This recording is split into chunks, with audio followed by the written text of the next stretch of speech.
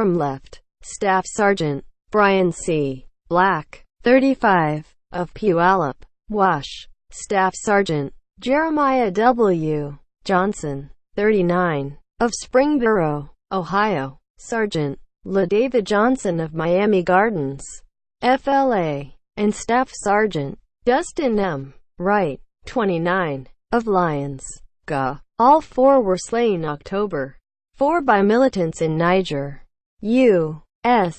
Army via AP, hours after they first learned of a deadly ambush on U.S. forces in Niger. Senior officials in the White House believed that several American soldiers might be missing. According to a senior official familiar with the operation, the White House did not officially receive word that 3 American bodies had been recovered, and that 1 soldier remained missing, until at least 8 hours after the attack had begun on the morning of October 4, Washington time. President Trump was given updates throughout the day but was not given a full briefing on the situation by his Chief of Staff, John F. Kelly, until the following morning. The initial report was more than 1 person missing and a number of people wounded.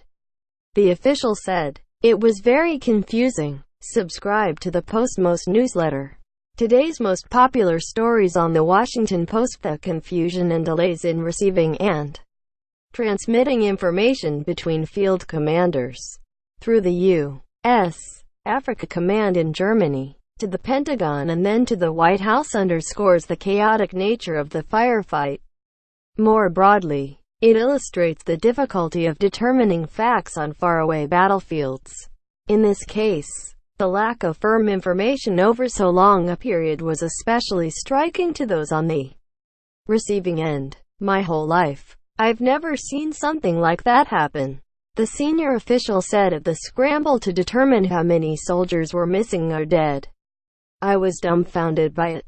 Nearly 3 weeks later, Gen. Joseph F. Dunford, Jr., the chairman of the Joint Chiefs of Staff, on Monday described the deadly Niger attack as a very complex situation. It remains unclear how long it took before officials at the Pentagon and U.S. Africa Command fully understood what had happened and confirmed that 1 soldier remained missing. Once that was clear, Pentagon officials that evening ordered the deployment of U.S.-based elite commando units to look for Sergeant David Johnson, an Army mechanic. Johnson was attached to the Niger-based Special Operations Unit that had come under attack. It is unknown whether the commandos participated in the search for Johnson, whose body was eventually recovered and turned over to U.S. forces by Nigerian troops on October 6, 2 days after the attack. U.S. officials expressed skepticism that Johnson, alive or dead, was ever in the hands of the attacking enemy force, a local group believed to be affiliated with the Islamic State. "I suspect that he got separated from the rest of the unit and was killed," the official said. "I strongly doubt he was captured by the enemy." Administration and Washington-based defense officials who discussed the attack in the administration response spoke on the condition of anonymity because they were not authorized to talk to reporters. Trump, who made no public comment about the deaths until more than a week after they occurred, said Wednesday that he did not specifically authorize the original mission, which officials have described as a routine reconnaissance tour by troops based in Niger to train local forces. The 12-man U.S. unit, accompanying about 30 Nigerian soldiers, traveled 2 hours by land to the village of Tongo, in the southwest corner of Niger, on October 3. The next morning, they spoke with village elders and began the trip back to their base. U.S. officials are still probing exactly how the travelers were ambushed, became separated on the battlefield and apparently lost communication with each other. The team did not contact its commanders in Niamey for an hour after the attack began. 2 U.S.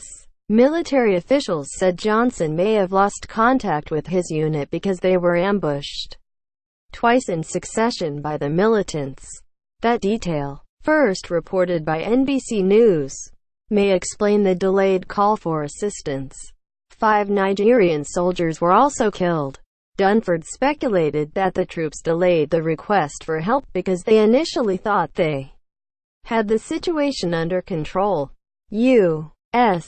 officials, who have said that AAU's surveillance drone was overhead during the incident, described a scene in which small elements of U.S. and Nigerian troops were firing and maneuvering for cover under the enemy assault. I personally think the American and Nigerian force was just overwhelmed, the administration official said. They met up with a pretty serious, professional force. Once the besieged U.S. troops contacted their headquarters, U.S. forces in Niamey requested aid from the much larger French military contingent based there. French Mirage jets took off within 30 minutes and reached the scene of the attack, near the border with Mali, a half-hour later, but they did not fire, officials said, to avoid hitting friendly forces scattered along with the enemy across the combat zone. French helicopters, traveling farther and much more slowly from a base in the Malian city of Goa, did not arrive until an hour after that. It was unclear whether the battle was still underway when they reached the scene. Still hours later, Dunford received a call from Marine Gen. Thomas D. Waldhauser, head of the U.S. Africa Command. That sparked the Pentagon to deploy members of the secretive Joint Special Operations Command to the region. With Johnson confirmed missing, military officials feared that he might be alive and could fall into enemy hands. 3 officials said the area where the U.S. unit was operating, on what its orders called a civil reconnaissance mission, was relatively new to American forces in Niger, who have conducted numerous similar trips to villages in the southeastern part of the country. U.S. Special Operations Forces have been in Niger to train and assist local troops in counter-terrorism operations since at least 2005, and now number between 800 and 1,000. They are part of an initiative begun after the September 2001 al-Qaeda attacks, and expanded by the Obama administration, to train and assist government security forces in areas around the world where militant groups might use local unrest to expand their influence. The U.S. military, which does not have authority for direct action offensive operations in the region, also provides logistics and intelligence assistance to the thousands-strong French force in West Africa. France, the former colonial power, deployed troops to Mali in 2012, when Tuareg tribesmen, who had launched a rebellion against the central government, were themselves attacked by Islamist groups tied to al-Qaeda affiliates in Libya. That French mission later expanded to a more permanent force, called Operation Barkhane, in the Sahel, the arid sub-Saharan region of Chad, Niger, Burkina Faso, Mali and Mauritania. The French are the only foreign force with authorization to conduct direct actions and to cross borders in the region, which also hosts a UN peacekeeping force, as they have spread in Libya, following the 2011 NATO-backed overthrow of Libyan leader Muammar Gaddafi.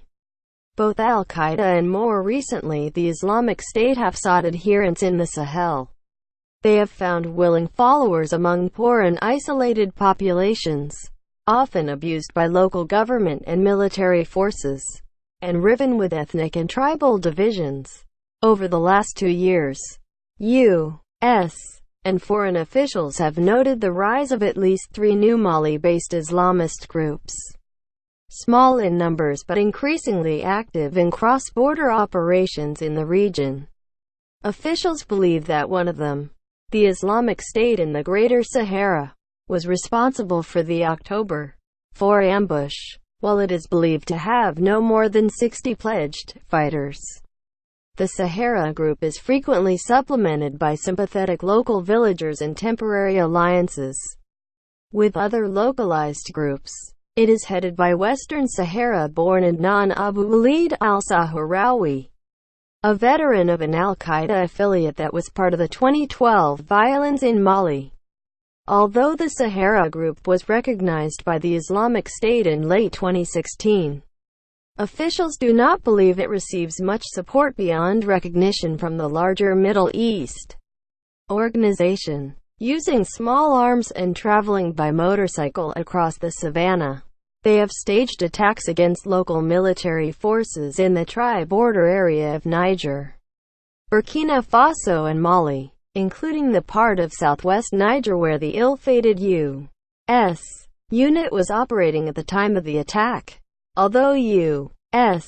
officials say they await the results of their own investigation, local officials in the area of the attacks said that the Americans and their Nigerian partners suggested local complicity. The Voice of America reported, "The attackers, the bandits and the terrorists have never lacked for accomplices among the local populations."